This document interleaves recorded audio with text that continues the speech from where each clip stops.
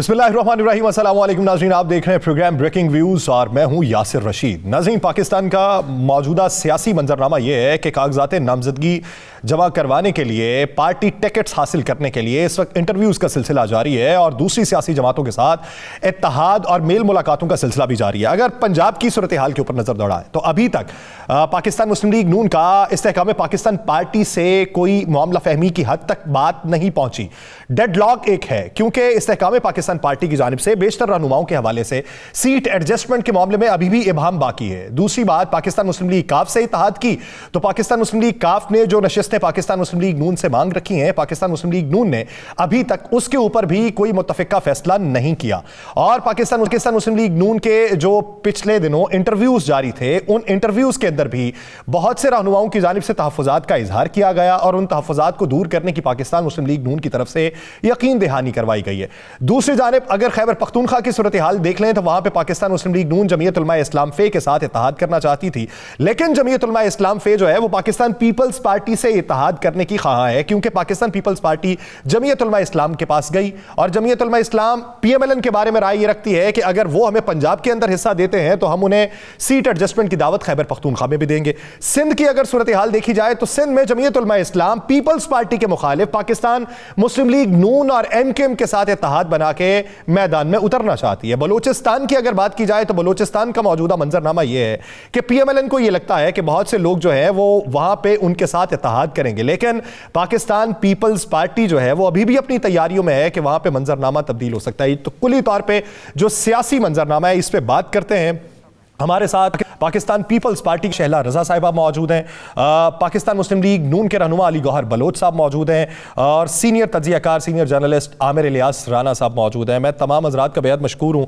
आमिर साहब, सबसे पहले आपकी तरफ आता हूँ। मौजूदा सियासी मंजरनामे को देखते हुए जिसमें अभी कोई भी इत्तेहाद जो है वो फाइनल नहीं हुआ, तो मुस्तकबिल करीब के अंदर कौन सा इत्तेहाद आपको फाइनल होता दिखाई देता है?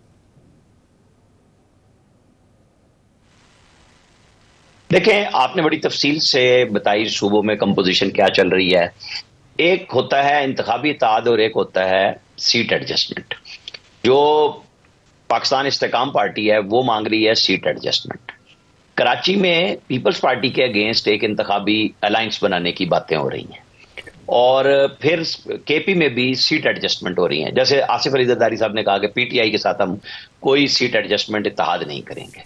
तो अब उनकी पार्टी की जहां पे पोजीशन मजबूत है और जहां उनके कुछ वोट हैं, तो जिस जिस पार्टी को जरूरत होगी उसके अंदर पीएमएलएन भी हो सकती है और उसके अंदर जेयूआई है, एएनपी है, जितने मुखालिफ हैं और पीटीआई पार्लियामेंटेरियन है। अभी सीटों के एडजस्टमेंट का फार्मूला जब तक का हतमी कागजात नामजदगी क्लियर नहीं हो जाते और फिर इंतखाबी निशान का मामला हो नहीं जाता।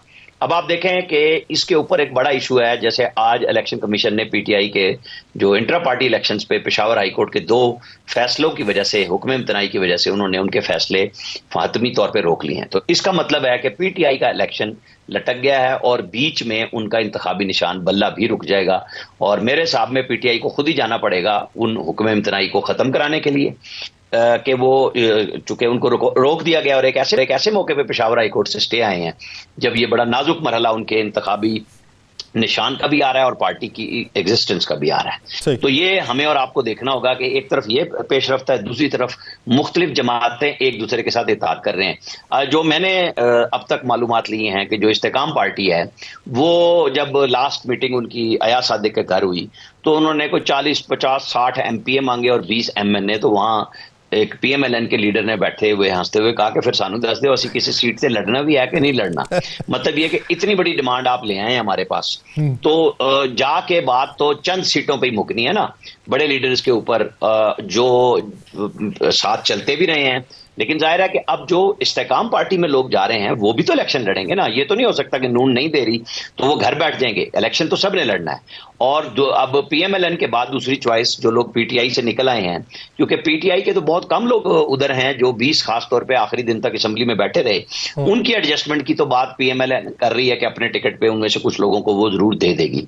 लेकिन ये इस्तेकाम पार्टी वाले आप देखेंगे इन इनके अंदर मुकाबला भी इन्हीं का होगा कि जब हम पीटीआई को मारूजी हालात में देखें कि वो कट टू साइज हो चुकी है और मजीद कट होने जाएगी, तो ऐसे में इलेक्शन होगा। पंजाब की अगर आप बात करें, मैं बस मुख्तसर करता हूं बात को, जैसे पंजाब में अगर आप करते हैं तो PMLN होगी और उसमें इस्तेकाम पार्टी होगी, उसमें पीपल्स पार्टी होगी, आज़ाद होंगे और इन सबका आपस में बहुत खुला मुकाबला होगा। पीटीआई बहुत बड़ी पार्टी है पंजाब की, लेकिन मैंने जैसे आपको बताया कि वो कितनी पोजीशन होगी लड़ने की, वो 2-3 दिन में एक तो पहला मरहला आएगा कागजात नामजदगी जमा होने का। सिंध के अंदर बिल्कुल जितने मर्जी ताद कर लें, पीपल्स पार्टी ने जीत जाना है, क्योंकि उनका अंदरूने सिंध बड़ा मजबूत नेटवर्क है। जरदारी साहब ने बहुत सियासी पत्ते खेले और जितने अच्छे कैंडिडेट्स थे उनको पीपल्स पार्टी में शामिल कर लिया और शहरी सिंध में उन्होंने काफी काम आगे बढ़ाया है और मुखालफिन अब इकट्ठे होते फिर रहे हैं।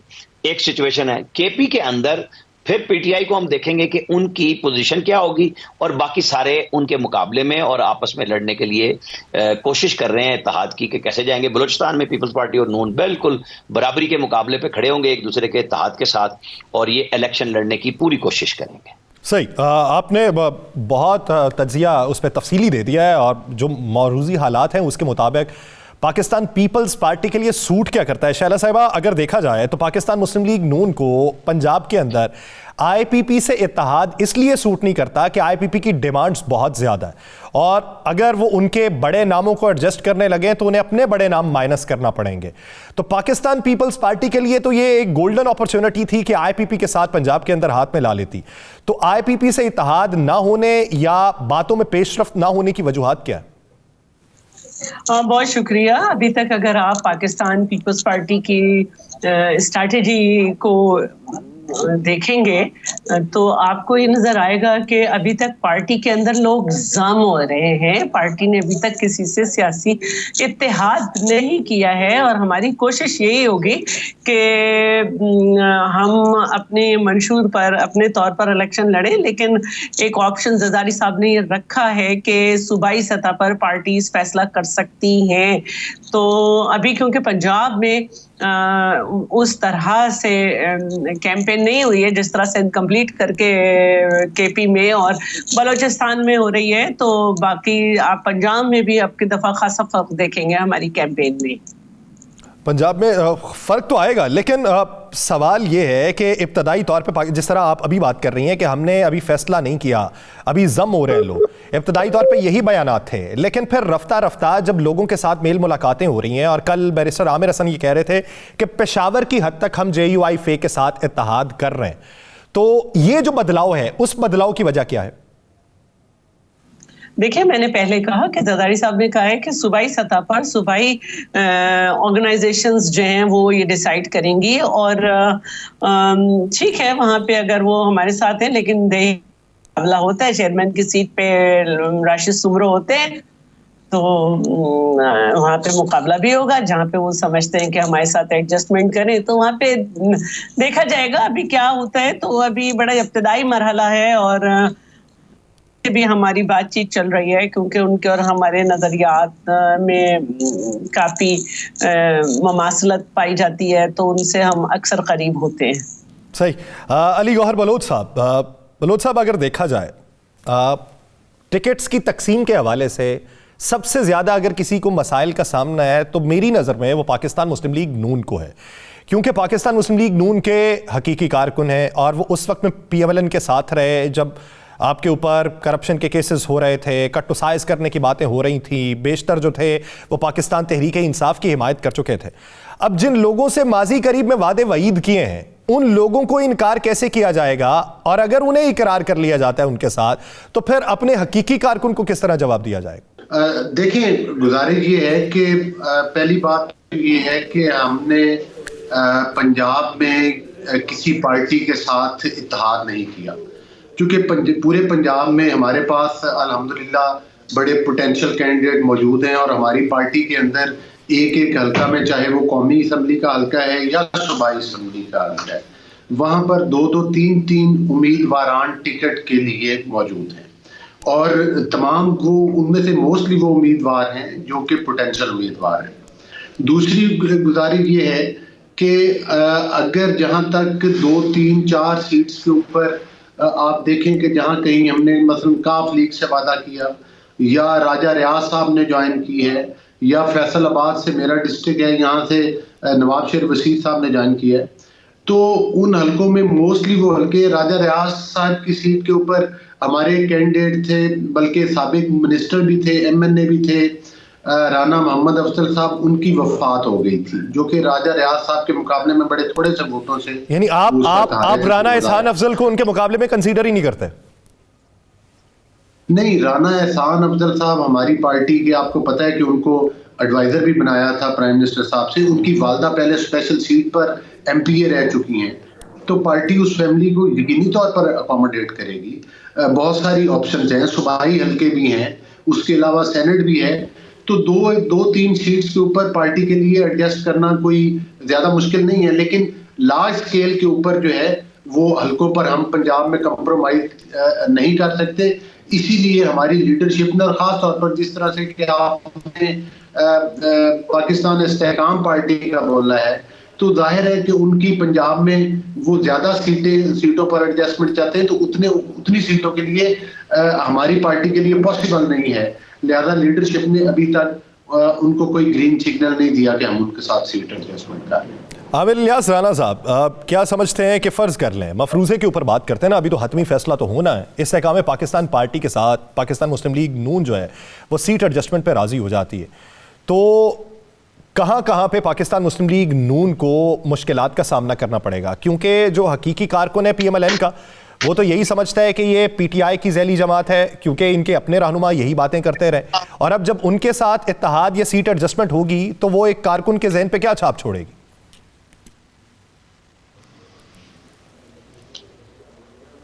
आप दोनों फैसलाबादी डिस्कस कर रहे थे और मुझे मजा नहीं आया आपके सवाल में और उनके जवाब में। जरा खुल खुला के बात होनी चाहिए थी आप दोनों की, क्योंकि देखे ना वहां पे इस्तेहकाम पार्टी में पहुंचे हैं हुमायूं अख्तर खान भी जी, और वो भी IPP का हिस्सा, किंजवानी जहां उनकी शुगर मिल है वहीं से हिस्सा लेने के लिए उम्मीदवार हैं।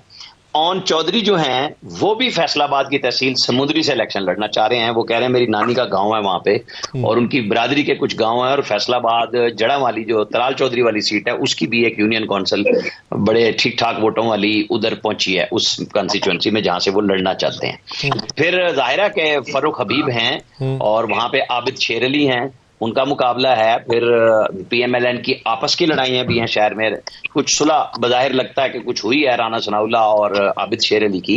अभी ये चीजें आएंगी खुल के सामने, लेकिन IPP के साथ एक बड़ी क्लियर बात है कि PMLN के अंदर बड़ी रेजिस्टेंस है कि सारे PTI से लोग आए हुए हैं, और लेकिन जो समझने की बात है वो ये है कि अगर PMLN हर जगह पे लड़ रही है तो ये तो नहीं हो सकता ना कि वो सीट एडजस्टमेंट के लिए आए हैं तो वो इलेक्शन नहीं लड़ेंगे, वो इलेक्शन भी ठीक ठाक लड़ेंगे। और उन्होंने वोट फिर PTI का ज्यादा अपने लिए कैप्चर करना है कि हमारे साथ कुछ लोग तो वो है ना जिनका अपना धड़ा भी अच्छा मजबूत है, वो वोट लेंगे, कुछ वो PTI के वोटरों से कोशिश करेंगे कि लें, और PMLN भी चाहेगी कि वहां जहां पे इनका आपस में मुकाबला हो तो PTI के वोट की ही तकसीम होनी चाहिए। ये सियासत है ना, जैसे पीपल्स पार्टी की हो रही है कि उन्हें जहां सूट करेगा, और मौलाना फजलुर रहमान है वो वहां पे सिंध के में उनके मुकाबले में इलेक्शन लड़ रहे हैं, और यहाँ पे वो आपस में एडजस्टमेंट कर रहे हैं। ANP और ये कभी इकट्ठे नहीं होते थे, JUI, अब दोनों लड़ रहे हैं इलेक्शन। जहां जिस भी पार्टी के मुकाबले में कोई दूसरा मजबूत उम्मीदवार होगा तो 2-3 पार्टियां आपस में एडजस्टमेंट करती हैं,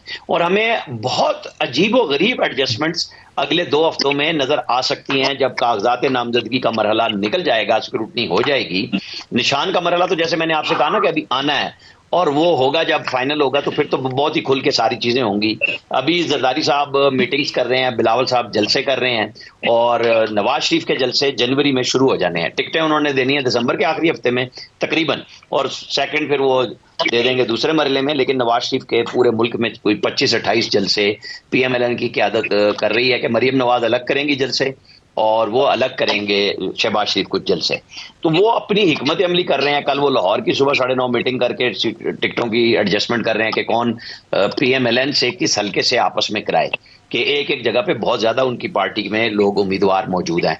अब KP पे अगर आप जाएं तो वहां पे भी आफ्ताब शेर पाओ कुछ बेल्ट में उनकी अपनी पॉकेट्स हैं कि वो वोट रखते हैं। मालाकंड की अपनी सियासत है, हजारा की अपनी सियासत है, तो हश्त नगरी की अपनी सियासत है और सब आपस में एक दूसरे के साथ मिलते भी हैं, लड़ाइयां भी रहती हैं, लेकिन डिपेंड करेगा कि पीटीआई के पास कितने कैंडिडेट मौजूद होंगे, तो वहां पे हम बहुत अच्छा तज्जिया कर सकेंगे। अभी तो सिर्फ भाग दौड़ी है, अभी भाग दौड़ी आपको दिखाई देती है और ये मंजरनामा जो है अगले हफ्ते क्लियर होगा। शैला रजा साहिबा, जिस तरह बिलावल भुट्टो जरदारी साहब कहते हैं कि पुरानी तर्ज सियासत को दफन कर देना चाहिए और नई तर्ज सियासत पे आगे बढ़ना चाहिए, अब आप अपने मुखालिफ की हिकमत अमली को देख के ही उसे पैगाम दे रहे होंगे, घर में तो पैगाम दिया नहीं जा सकता, तो मुखालिफ की हिकमत अमली पे आपको तर्ज सियासत पुरानी क्या दिखाई देती है और नई तर्ज सियासत हो क्या सकती है?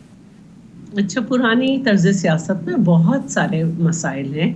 मसलन पुरानी तर्ज सियासत जो है वो पीटीआई ने अपनाई और वो इंतकाम की तरफ चले गए। और आप ये देखें कि ये बिल्कुल बदतमीज़ी की बात है कि अगर कोई पार्टी अपने लिए बार में बुक कराती है और आप वहाँ पे खुद कर सकते हैं। उससे पहले आप करते थे, जब तक कोई पार्टी नहीं जाके नारे लगाती थी आप वहाँ नारे लगाने लगे।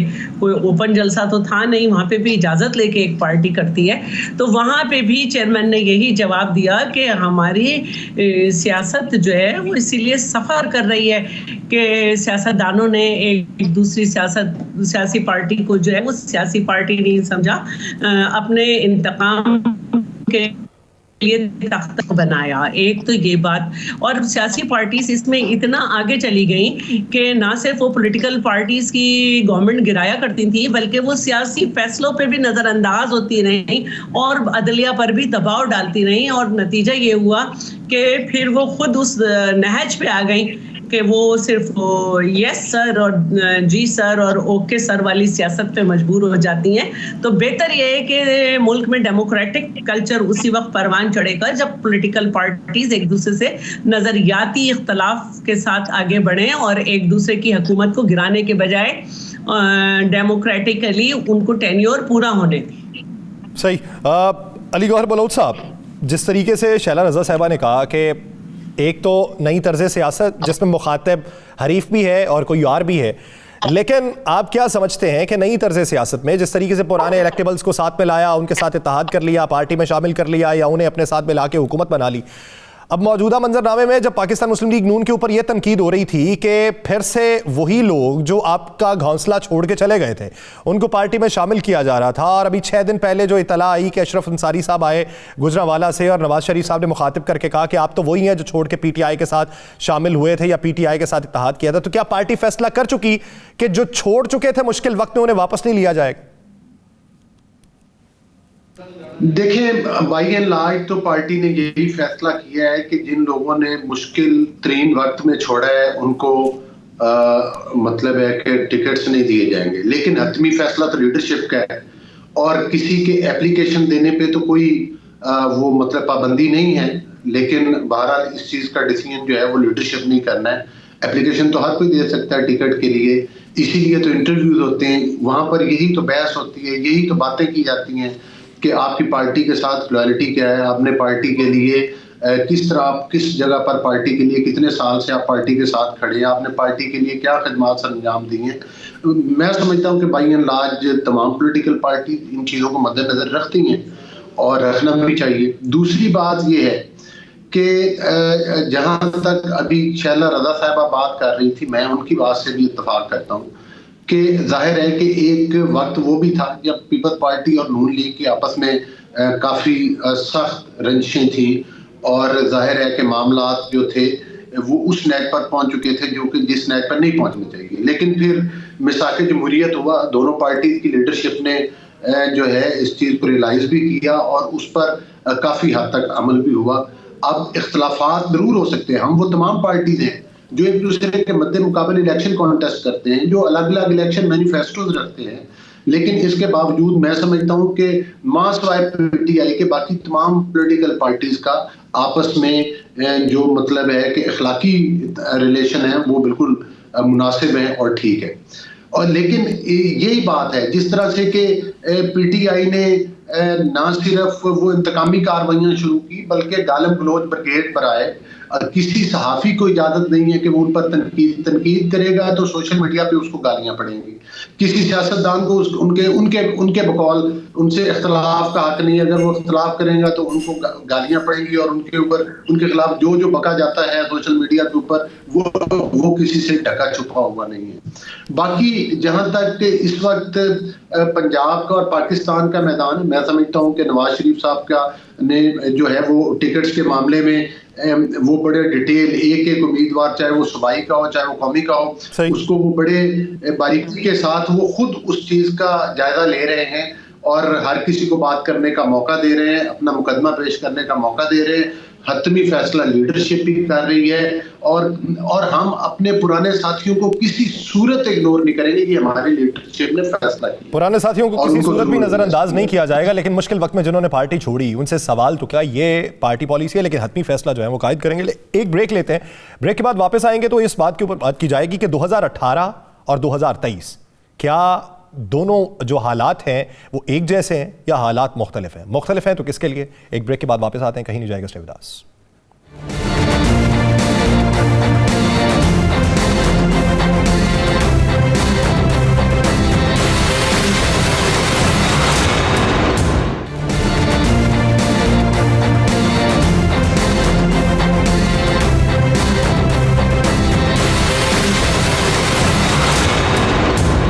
ब्रेक के बाद खुशामदीद। नाज़रीन, सवाल ये कि 2018 के मुकाबले में 2023 के हालात किस हद तक मुख्तलिफ हैं या किस हद तक वैसे ही हैं? आमिर इलियास राना साहब क्या समझते हैं कि आज के जो हालात हैं या इस इलेक्शन के जो हालात हैं 2018 में भी यही थे या आज कुछ मुख्तलिफ हैं, और अगर कुछ मुख्तलिफ हैं तो किसके लिए मुख्तलिफ? देखें, बात सिंपल सी है, इसको एक आप कहेंगे मकाफात अमल के एक पीटीआई ने जो उनके चेयरमैन इमरान खान ने नवाज शरीफ के लिए जनरल बाजवा से फरमाइशें की कि इनको सजा भी दो, वजीर आजम के ओहदे से भी हटाओ, जेल में भी डालो, वरना मेरा इलेक्शन नहीं बनता। और ये बातें अब सब चीजें सामने आ चुकी हुई हैं। जजों के मुतालिक जो एस्टैब्लिशमेंट का रवैया था, शौकत अजीज सिद्दीकी साहब ने बतौर जज उसकी गवाही दी। अरशद मलिक पे तो है ना कि जी वो सजा देने के बाद बोले, लेकिन बोले। और सुप्रीम कोर्ट के अंदर से जिस तरीके से पाकिस्तान का कानून ही नहीं था, केस पनामा का था जिसमें नवाज शरीफ का नाम नहीं था, और उनको लगा के अकामा पे और ब्लैक लॉ डिक्शनरी का सहारा देकर उन्हें सजा दी गई। ठीक है जी, एक मंशा थी ना कि पाकिस्तान में लाड प्यार से इसके लाडला में क्या कर सकते हैं आपने कर दिया, आज हम उसका खमियाजा भुगत रहे हैं। 16 महीने की हुकूमत में बहुत तबर्रा होता है, लेकिन जब पाकिस्तान IMF की शराइत को तोड़ेगा, दुनिया के मुआहदे को तोड़ेगा, तो क्या करेंगे? उसमें पीपल्स पार्टी, JUIF, PMLN और बाकी सारी जमातें मातूब ठहरी हैं कि जी आपने क्या किया। अब वो मुल्क बचा लें वो कहते रहे, लेकिन हमारे यहाँ जाहिर है कि मुझे और आपको सब लोगों को रोटी का मसला है, जो हर आम आदमी का यही इशू है ना कि जी आपने वो छीन ली तो फिर आपके पल्ले क्या रह गया, आप जवाब दें। वो अपना जवाब अब इलेक्शन में देंगे। दूसरी तरफ 2023 में जो कुछ हो रहा है, ये पीपल्स पार्टी मुश्किल तरीन हालात में मोहतरमा बेनजीर भुट्टो ने ज्यादा से ज्यादा ये कहा कि चमक का फैसला है। जरदारी साहब ने कहा पाकिस्तान खप्पे। नवाज शरीफ ने किसी स्टेट पे हमला नहीं किया, जाके उनको निकाला गया, उन्होंने कहा जी वो 5 मोअज़्ज़िज़ लोग। लेकिन यहाँ पे आईनी के तहत एक अदम एतमाद करके, आइन के तहत आप एक पार्टी को निकालते हैं हुकूमत से, वो सियासतदानों से वो रास्ता लेने के लिए तैयार नहीं हुए। जब 2014 के धरने हुए तो Nawaz Sharif, peoples party, JUIF सब जो इमरान खान के साथ अपोजिशन में बैठी थी उन सबको ले आए। PM हाउस में भी मीटिंग्स हुई और पार्लियामेंट के मुश्तरका इजलास में बिठाया, जो सियासतदानों का वतीरा होता है। जहां खान साहब के जहन में था कि मैंने सिर्फ अपनी चढ़ाई करनी है और मैं मुतालबे 25 मई 2022 को भी मनवा लूंगा, फिर उन्हें 9 मई भी मिल गया, फिर उनको 25 जुलाई की डेट मिली और 2022 में भी 25 मई से पहले उन्हें तारीख मिल गई थी, उन्हें बता दिया गया था, लेकिन उन्होंने सोचा मैं चढ़ाई करूंगा और लोग खुश हो जाएंगे। मैंने लंबी उम्मीद इसलिए बांधी कि ये इसलिए आज ये फंस गई ये सारी सिचुएशन। जिस तरीके से सियासी जमातें कहती हैं कि हमें अपनी माजी से सीखना होगा, माजी की गलतियों को दोहराना नहीं चाहिए, क्या आपको लगता है कि जेल में बैठे हुए अब खान साहब ये सोच रहे हैं कि मैंने माजी में गलतियां की और अब सही कर लूं और बैठ के किसी से बात कर लूं और ये तमाम जो पॉलिटिकल स्टेक होल्डर्स हैं इनसे करूं, या आप ये समझते हैं कि अभी भी उनकी समझ में नहीं आया होगा?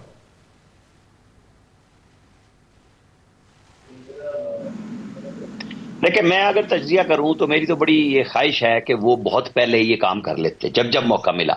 और फिर अब जब साफियों से मिले तो क्या मैसेज दिया, जब बैरिस्टर गौहर को बनाया तो मेरा ख्याल ये था कि एक ऐसे शख्स को जो क्लीन आदमी है, जिसके ऊपर कोई माजी का सियासी बैगेज, सिवाय इस बात के कि वो पीपल्स पार्टी के एक दफा कैंडिडेट थे, कोई ये नहीं था कि वो हुकूमत में रहे थे, उनके जरिए वो एस्टेब्लिशमेंट और सियासतदान दोनों से बात करेंगे, लेकिन उनको उन्होंने खुद बयान देकर जीरो कर दिया। अब आप देखें कि जितने लोग वो साथ लेके बैठे हैं, उन्हें बैरिस्टर गौहर के अलावा वो किसी को भी और को भी चेयरमैन बना सकते थे। मेरी जो बात करने की वजह बनी कि एक ऐसे शख्स को बनाया कि जिससे कोई शायद सब बात कर लेते, उनको उन्होंने खुद ही डमी कर दिया अपना बयान देके। तो मेरा नहीं ख्याल कि अभी तक उन्होंने ये सबक सीखा है कि मुझे सियासतदानों के साथ राह रस्म बढ़ानी होगी, एस्टैब्लिशमेंट के साथ तो वक्त के साथ बात होनी है ना, कि आपके मामलात जो 9 मई वाले हैं और आपकी पार्टी के लीडरों के ऊपर वो जो सख्ती है, कुछ छुपी हुई है कि स्टेट की सख्ती है, कोई आप और हम कह सकते हैं। ये बयान भी देते हैं तो पीएमएलएन के खिलाफ, पीपल्स पार्टी के खिलाफ, इन्होंने ये कर दिया, मौलाना फजलुर रहमान ने ये कर दिया, ये नाम लेना लोगों का, ये नहीं लेते।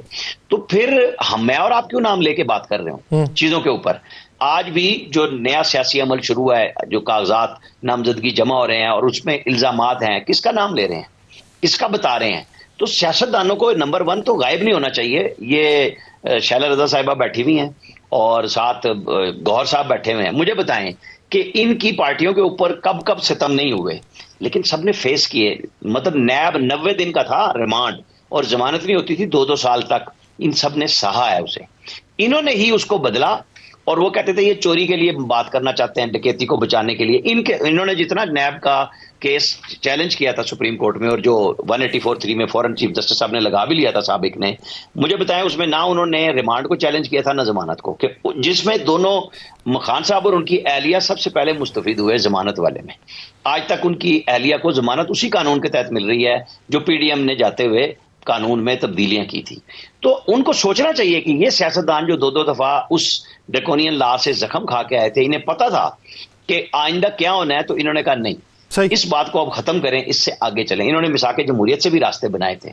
खान साहब को और उनके लोगों को समझना पड़ेगा, इसके बगैर बात नहीं बनती। ठीक। शैला रजा साहिबा, जो बात आमिर इलियास राना साहब ने की, क्या आप उसे सेकंड करती हैं? और अगर सेकंड करती हैं तो बिलावल भुट्टो जरदारी साहब का ये बयान जो था कि दूध के अंदर पानी मिलाया गया 2018 में और अब पानी के अंदर दूध मिलाया जा रहा है, तो फिर ये किसकी तरफ इशारा किया गया था? देखिए, हमें समझना चाहिए और मैं तो हैरान होती हूँ कि अब हम ये बात क्यों करते हैं। ज़हीरुल इस्लाम साहब का क्लिप मौजूद है कि हम इन्हें थर्ड ऑप्शन के तौर पर लाए। इससे दुनिया इनकार नहीं कर सकती कि किस तरह एक मुंतखब वजीर आजम को जो है रास्ते से हटाया गया और जो बच गए उसको आके उन्होंने किस तरह से जेलों में और सब जगह घसीटा। तो जो सूरत हाल है उसमें एक स्टेटमेंट ये भी सामने मौजूद ने गलती ये की कि वो तो हट गए अपनी हरकतों की वजह से, लेकिन हमने जिनकी जहन साजी की थी, जिनको उनके साथ किया था इतने साल बिठा के, उनको हमने यूं ही छोड़ दिया। तो आप देखें कि मसाइल आ रहे हैं किसी मुल्क में। आप देखें डोनाल्ड ट्रंप के साथ क्या हुआ है, उसने असेंबली पे हाथों से ताहयात नाअहल किया गया है। और यहाँ पे आपकी तनसीबात हैं, आपके साथ सिर्फ यही नहीं हुआ कि हमला हुआ, उसके बाद ये भी बात बाहर आई कि जनाब IMF से जो माहिदा हो रहा है तो 2 हुकूमतें जो हैं वो उसके ऊपर अमल नहीं करेंगी। तो ये दुश्मनी है, ये बात बाहर आई। डोनाल्ड ट्रंप के बारे में जो फैसला आया है वो कोलोराडो की सुप्रीम कोर्ट ने दिया है और उसका इत्तलाक सिर्फ कोलोराडो तक है। एक बात कर रही हूँ कि उन्होंने अपने प्रेसिडेंट सेट किया ना कि इस तरह से अगर कोई बात होगी तो उसमें काबिले जो है वो क्या कहना चाहिए, सजा एक बात है ये, बिल्कुल। तो अभी सारी मामलात में ये बहुत बड़े वाक़यात हैं जो हम बात करते हैं कि तनसीबात पे अटैक वगैरह। तो अब अगर आप एक चीज़ से बाहर ही ना आए और आपका वो स्टेटमेंट भी मौजूद है कि मुझे दोबारा पकड़ा गया, तो फिर यही होगा। तो हमें वो सारी चीज़ों को मद्देनज़र रखना है। लेकिन मैं ये समझती हूँ कि इस वक्त के हालात जो हैं वो हमारे लिए काफ़ी चैलेंजिंग हैं, क्योंकि एक तरफ हम फिर देख रहे हैं कि दहशतगर्दी भी है और दूसरी तरफ जो है वो एक मखसूस मेंटालिटी के लोग भी हैं, तो वो मुख्तलिफ हर्डल्स कर रहे हैं। मसलन माहौल ख़राब करना, जैसे मैंने कहा कि बार में पहुंच गए आप, अपने तौर पे कोई प्रोग्राम करें, आप वहाँ पे नारे लगा रहे हैं तो आप वहाँ प्रोग्राम भी कर सकते हैं, लेकिन ये तरीका नहीं होता कि किसी का बंद जगह पे एक इजलास है तो आप वहां जाके बेहूदगी करें। तो वो जो बेहूदगी का कल्चर बहुत ज्यादा बढ़ाया गया था, वो आपको जगह जगह तंग भी कर रहा है। तो हालात मैं नहीं समझती कि आरटीएस बिठाया जाएगा, लेकिन हमारी ख्वाहिश है कि शफाफ तरीन इलेक्शन हो। आपकी ख्वाहिश है शफाफ इलेक्शन वाली। गौहर बलोच साहब, आपको या आपकी जमात को कोई मुश्किलात का सामना है? क्योंकि पीपल्स पार्टी कहती है कि हमें मुश्किलात का है लेकिन ख्वाहिश हमारी है। जमीयत उलमा इस्लाम फे कहती है कि हमारे ऊपर हमले हो रहे हैं लेकिन हम इलेक्शन लड़ेंगे। तो आपकी जमात जो है, क्या उसे भी किसी मुश्किल का सामना है जिसके बावजूद वो इलेक्शन लड़ेगी, या आपके लिए हालात ठीक है? देखिए, बात यह है कि जब 2018 में जिस तरह से कि पहले राणा साहब ने भी बताया है कि किस तरह से हमारी लीडरशिप को जेलों के अंदर धकेला गया, दीवारों के अंदर चुनवाया गया, झूठे मुकदमात बनाए गए, इसके बावजूद हम इलेक्शन प्रोसेस का हिस्सा बने, तो जाहिर है कि हमने तो कभी भी और हमने हमेशा कानून और आइन और सियासत का रास्ता अख्तियार किया, और इसके बावजूद कि हमारी पार्टी के खिलाफ कोई ऐसा जुल्म सितम नहीं था जो कि नहीं किया जा रहा था, लेकिन इसके बावजूद शहबाज शरीफ साहब ने असम्बली के फ्लोर के ऊपर खड़े होकर ये कहा था कि वो मिसाके मईशत करने के लिए तैयार हैं, क्योंकि पूरी दुनिया और हमारी लीडरशिप और बिलखसूस नवाज शरीफ साहब भी ये देख रहे थे कि पाकिस्तान को मुआशी तौर पर तबाह किया जा रहा है। तो अब तो ये 2023 और 24 के इलेक्शन हैं, तो इसमें भी हमारी पार्टी जो है वो हिस्सा ले रही है। हम लोग बुरे हालात में भी, मतलब है कि हमने जमहूरियत का और आइन और कानून का रास्ता अख्तियार किया है, तो हम तो इन हालात में जो है वो जमहूरियत पर यकीन रखते हैं, इलेक्शन के प्रोसेस पर यकीन रखते हैं और शफाफ इलेक्शन पर यकीन रखते हैं। बाकी जहां तक तमाम पॉलिटिकल पार्टीज को बिल्कुल लेवल प्लेइंग फील्ड मिलना चाहिए। हाँ, पीपल्स पार्टी हो, पीपल्स पार्टी की लीडरशिप भी देख ले कि इलेक्शन कैंपेन चला रही है, बिलावल साहब भी चला रहे हैं। मैं नहीं समझता कि किसी जगह पर उनको कोई रुकावट हो, उनके कोई तहफ़्फ़ुज़ात हों तो वो जरूर दूर करने चाहिए, लेकिन जो भी कंसर्न फोरम है वो उनके तहफ़्फ़ुज़ात अगर उनको हैं तो वो दूर करे। और तमाम पॉलिटिकल पार्टीज के लिए लेवल प्लेइंग फील्ड है, और मैं समझता हूँ कि तमाम पॉलिटिकल पार्टीज को जो है वो इस पॉलिटिकल सिस्टम का और इन इलेक्शन का हिस्सा बनना चाहिए।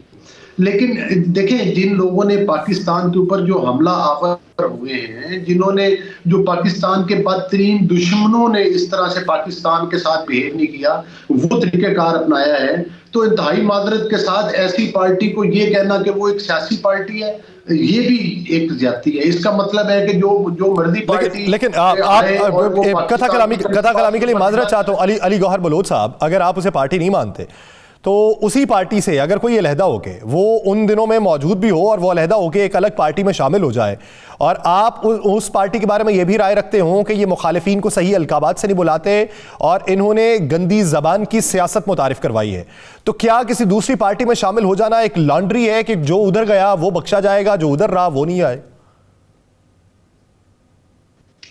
देखें, जिस तरह से कि साबिक चेयरमैन पीटीआई ने जब वो गिरफ्तार हुए थे तो उन्होंने अदालत के अंदर बैठ के भी ये बयान दिया था कि अगर मुझे गिरफ्तार किया जाएगा तो फिर यही कुछ होगा। असल तो वो तो प्लानिंग अब सबके सामने आ चुकी है कि इस प्लानिंग के असल सरगना वही थे और उन्होंने ही वो सारा कुछ किया। हाँ, जो भी उनके जिम्मेदारान हैं, हमारा मौकफ तो ये कि किसी के साथ भी रियायत नहीं होनी चाहिए जिन्होंने पाकिस्तान के साथ इस दुश्मनी की हद तक गए हैं कि जिन्होंने पाकिस्तान के वो रेडियो स्टेशन भी जलाए जहां से पाकिस्तान के बनने का ऐलान हुआ, एम आलम के जहाज़ों को आग लगाई, सरगोदा और मियां वाली की फौजी तनसीबात पर किस तरह से उन्होंने दहशतगर्दों की तरह हमले किए, तो वो किसी रियायत के मुस्तक नहीं, चाहे वो किसी भी सियासी पार्टी में चले जाए। और बिल्कुल हमारी पार्टी का और हमारी लीडरशिप का तो बड़ा क्लियर मौकफ है। ये तो फिर अब इदारों ने देखना है कि जो भी उनके जिम्मेदारान हैं उनका तयन करना, उनके खिलाफ कार्रवाई करना, वो इदारों का काम है, उनको करना चाहिए। और यकीनी तौर पर आपकी ये बात दुरुस्त है कि उनको भी जो है वो कानून और कानून के क्राइटेरिया में खड़ा करना चाहिए उन लोगों को।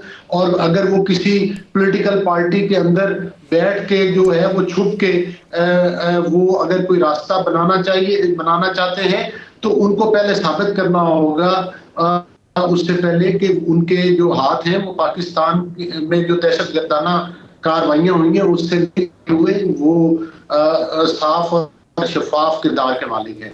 उसके लिए जरूरी है कि उनको पहले कानून के कटहरे में लाया जाए। ये आपका मौकफ दुरुस्त है, और कुछ अगर इस किस्म की चीजें नजर आती हैं तो वो काबिल अफसोस है। वो चीजें, उन चीजों का अदाला होना चाहिए। इस तरह से फिर जाहिर है कि मतलब है कि ये तो फिर आवाजें उठेंगी कि मतलब है कि कोई शायद पिक एंड चूज की सियासत हो रही है। आवाजें उठेंगी, जो आवाजें उठेंगी उनको रिबर्टल कौन देगा? बुनियादी सवाल है। एक ब्रेक लेते हैं, ब्रेक के बाद वापस आएंगे, इसी के ऊपर गुफ्तगू की जाएगी, कहीं नहीं जाएगा। Stay with us.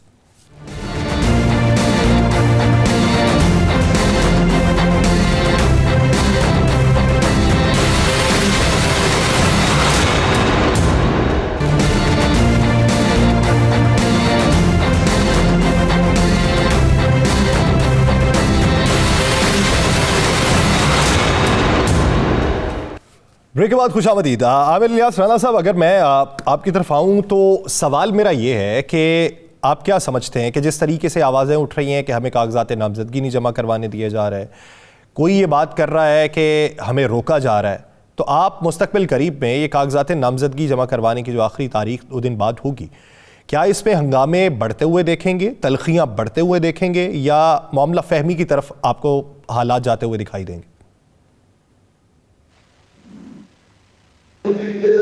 अभी जो 2 सेगमेंट्स में बात की, मुझे तो बिल्कुल नहीं समझ आ रही कि मामला फहमी कहां से निकलेगी। ये बीच में आवाज आ रही थी। जी जी, नहीं, आवाज क्लियर है आपकी? मेरी आवाज आप तक आ रही है? जी जी यासिर साहब, ठीक। अच्छा, मैं कह रहा हूं कि जो बातें हम पहले कर चुके हैं और जो हालात हैं, उसमें हालात साजगार तो बिल्कुल नहीं होने, वो खराब ही होने हैं। चूंकि पीटीआई की तरफ से आज सारा दिन यही बात हुई, उन्होंने बेहतरीन रास्ता इख्तियार किया कि उन्होंने सब लोगों से कहा है कि अपने उम्मीदवारों से कि आप हाई कोर्ट से रुजू करें जिन जिन पे पर्चों की बात हो रही है, और वो डिटेल्स मांग लें और वहां पे लिख दें कि हमने पिटीशन कर दी हुई है कि जो हमारे इल्म में था हमने ठीक लिख दिया है, क्योंकि कागजात इस बुनियाद पे भी रिजेक्ट हो सकते हैं कि जी आपने अपनी मालूमात ठीक नहीं दी, कि उनका ख्याल था कि उनको पता है पर्चों का, लेकिन इसके बावजूद हाई कोर्ट से अपनी अपनी मुतलका से आप रुजू करके कागज में कोशिश करें। बात यह है यासिर साहब कि हम जो बात समझ रहे हैं कि एक लड़ाई है स्टेट के साथ पीटीआई की, उसमें मामला फहमी नहीं हो रही। जब तक पीटीआई की पॉलिटिकल क़यादत निकल के बाहर नहीं आएगी, बात नहीं करेगी, कुछ तो है ना जिनके ऊपर पर्चे हैं, कुछ खुद ब खुद साइड पे हो गए हैं, बैठ गए हैं, और ये बार बार रोजाना बात आती है कि इलेक्शन लड़ना चाहते हैं, लड़ने नहीं दिया जा रहा, तो फिर अदालतों को तो फेस करना पड़ेगा। मैं और आप इज़हार हमदर्दी कर सकते हैं कि हाँ जी ये होना चाहिए या नहीं होना चाहिए, लेकिन सियासी क़यादत रास्ता खुद बनाती है। सियासी क़यादत जब रास्ता ना निकाले तो फिर लोग मुश्किल में आते हैं। नवाज शरीफ को जब सजा हुई, आप क्या समझते हैं, आप जिनका तज़किरा कर रहे हैं लेके और सजा भुगतने आए, नतीजे में उन्होंने, उनमें से कौन सा ऐसा शख्स समझते हैं जो बाहर निकल के बात करने की सलाहियत रखता है या हैसियत रखता है? आप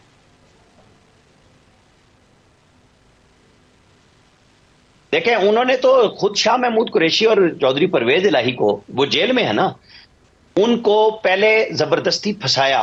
परवेज इलाही साहब नहीं तोड़ना चाहते थे असेंबली, वो सजा इस बात की भुगत रहे हैं कि उन्हें एतमाद का वोट देने के लिए जो 7 लोग चाहिए थे, और वो जहां से वादा करके लाए थे कि मैं असेंबली नहीं तोड़ूंगा, वो उसकी सजा भुगत रहे हैं, उस पादाश में जेल भुगत रहे हैं। शाह महमूद से जेल भरो तहरीक चलवाई। इन्होंने अपने लोगों को रास्ता दिया नहीं ना। ये मेरा नहीं है काम कि किन लोगों को उन्हें लाना है। मैंने आपको कहा बैरिस्टर गौर को जब बनाया था उसी वक्त एक कमेटी बना देते कि जी ये नए लोग हैं, न्यूट्रल हैं हमारे, इनके ऊपर कोई इल्जाम नहीं है, बात का रास्ता बनाते। उन्हें अली जफर साहब ने जिस दिन चेयरमैन नामजद करने का अनाउंस किया, मेरे हिसाब किताब में अच्छी खासी उनके साथ कोई अच्छा सलूक नहीं किया। जिस तरीके से उन्होंने कहा हमारे बड़े अच्छे लोग हैं, फलां हैं, वो अपने सीनियर ओहदों पे पहले से मौजूद हैं, हम उन्हें नहीं लगा रहे। तो बेशक अली जफर साहब को ही लगा देते। इनके सारे सेनेटर आजाद हैं, आपको और हमें नहीं पता, वो सारे सेनेट में शिरकत करते हैं। एक आधे के अलावा जो पकड़े गए हैं, आपको पता ना, कुछ तो खामोशी की जिंदगी इस्लामाबाद में गुजार रहे हैं। वो इस्लामाबाद क्लब में रोटी खा रहे होते हैं, फैमिली के साथ खा रहे होते हैं, उन्हें कोई नहीं पूछता, वो बड़े करीब थे खान साहब के। ये अब इनका मसला है कि अपनी क़यादत में से किस पे ट्रस्ट करते हैं। जिन लोगों को सेनेटर बनाया उनकी बड़ी वैल्यू होती है, उनसे रास्ता क्यों नहीं लेते? मैं और आप ही सजेस्ट करें। अब मैं बाकी बातें छोड़ दें कि वकील हैं, फलां हैं, ये सेनेटर मौजूद है ना, सेनेट के सेशन में होते हैं, वोट देने के लिए मौजूद नहीं होते। अब ये इम्तिहान ले लेते ना, बाकी पार्टियों ने अपने अपने इम्तिहान दिए हैं, ये इस आजमाइश से निकले, सियासी रास्ता अपनाएं। आजमाइश से निकले सियासी रास्ता अपनाएं।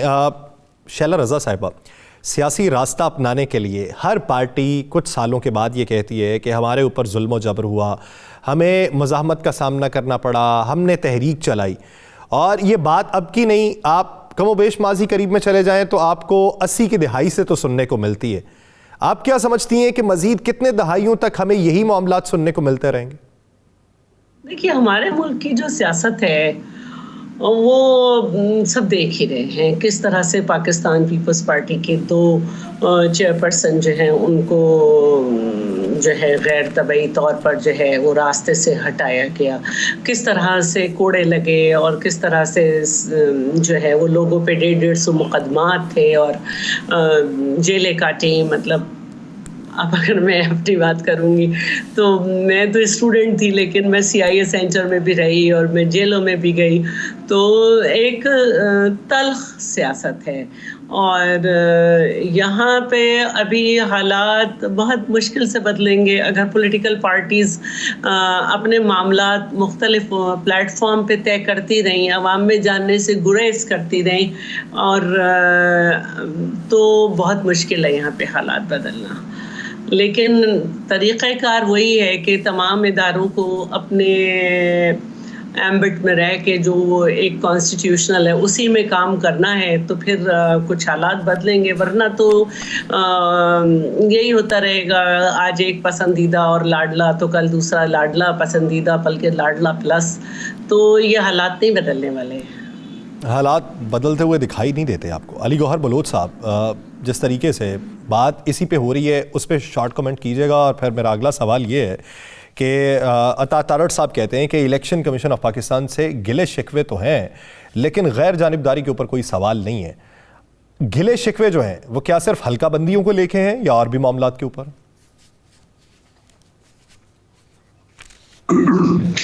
देखिए, बिल्कुल हल्का बंदियों में जिस तरह से जब 2018 की हल्का बंदियां हुई थी तो वो भी उस वक्त पूरा सिस्टम बुलडोज करके की गई थी, और इसके बावजूद के हर हरबा इस्तेमाल किया गया, RTS सिस्टम बंद किया गया, PMLN को और जो भी PTI की मद्दे मुकाबल पॉलिटिकल पार्टी थी उनकी हल्का बंदियां जो सारी खराब की गई। तो इसके बावजूद हम बहुत ज़्यादा सीट्स पे कामयाब हुए और बिलखुसूस से पंजाब असम्बली में तो हम सबसे बड़ी पॉलिटिकल पार्टी थे, और इसके बावजूद हमारी अक्सरियत को अक़लियत में बदला गया और अक़लियत को जो है वो अक्सरियत में तब्दील किया गया, और ये तमाशा कौमी असम्बली के अंदर भी हुआ। अब जब हल्का बंदियां हुई हैं तो यहाँ पर भी जाहिर है कि PMLN के भी तहफ़्फ़ुज़ात हैं, लेकिन हमने अब आगे इलेक्शन के प्रोसेस की तरफ तो बढ़ना है। अब जिस तरह से अता तारड़ साहब की आप बात कर रहे हैं तो अभी मेरा हल्का है ये 8.5 लाख की आबादी पे, उनका हल्का 13 लाख की आबादी पे है, और उनके जो डिस्ट्रिक्ट हेडक्वार्टर है उनको उनकी कंस्टिट्यूंसी से निकाल दिया गया है शायद। तो इस तरह के जाहिर है कि जो पॉलिटिकल लोग जो कॉन्टेस्ट करते हैं किसी कंस्टिट्यूंसी में, उनके उस कंस्टिट्यूंसी के लोगों के साथ ग्रास रूट लेवल पे बड़े करीबी मरासिम होते हैं, बड़ी वर्किंग होती है, गमियों खुशियों में शामिल होते हैं, धड़ेबंदियां ग्रुप बंदियां होती हैं। तो अगर वो हल्का बंदियां चेंज की जाती हैं तो जाहिर है उन कैंडिडेट्स को मुश्किलात पेश आती हैं। और मैं समझता हूँ कि देखें ना, 2018 में और हल्का बंदी थी, अब 2023 में और हल्का बंदी होगी। इसी तरह से अगर बार बार पहले ये होता था कि एक दफा मर्दमशुमारी हुई तो तकरीबन 3 इलेक्शन उन हल्का बंदियों पर होते थे।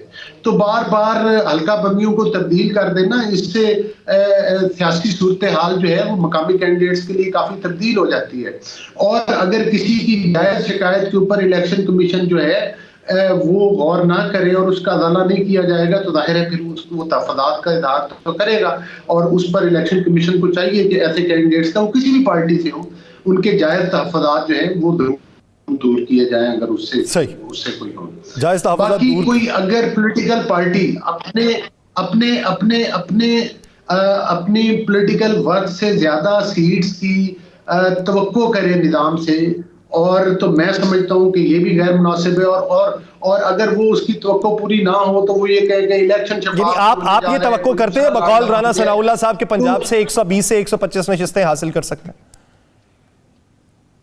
देखें, जिस तरह से पंजाब का माहौल है और बिलखसूस जिस तरह से कि नवाज शरीफ साहब का इस्तकबाल हुआ है और जिस तरह से उन्होंने 13 से 18 तक पाकिस्तान को संगीन बहरानों के साथ, माशी बहरान जो थे उससे निकाला, सियासी बहरानों के साथ से निकाला, लोड शेडिंग का खात्मा किया और ख़ास तौर पर दहशतगर्दी की जो थी लहर, उसको उसकी रोकथाम के और तदारक के जो थे वो मतलब उस पर वो अमल पैरा हुए। तो मैं समझता हूँ कि पाकिस्तान की अवाम नवाज शरीफ साहब की क़यादत के ऊपर वालिहाना एतमाद करती है और उनसे मोहब्बत करती है, बिलखुसूस पंजाब की अवाम। तो ये पंजाब में पहले भी 2013 का भी रिजल्ट आपके सामने है और उससे पहले के भी आपके सामने, तो उम्मीद है कि हम 120 सीटें बिल्कुल निकाल सकते हैं अल्हम्दुलिल्लाह। 120 नशिस्तें निकाल सकते हैं। आमिर इलियास राणा साहब, एक आखिरी सवाल, आप क्या समझते हैं कि 2013 और 2018 की जब बात होती है और वर्थ की बात होती है किसी इनफरादी उम्मीदवार की, तो जिसे इलेक्टेबल भी कहा जाता है, क्या आप समझते हैं कि मौजूदा हल्का बंदियों में जब एक एक हल्के की आबादी जो है वो 4-4 हल्कों में तकसीम कर दी गई है, तो वो जो माजी के इलेक्टेबल्स थे वो हाल के भी इलेक्टेबल्स हैं?